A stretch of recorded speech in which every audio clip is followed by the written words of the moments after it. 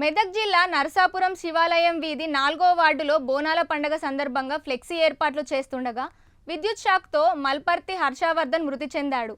బోడ అఖిల్, ఇర్ఫాన్ గాయపడ్డారు. పోలీసులు కేసు దర్యాప్తు చేస్తున్నారు.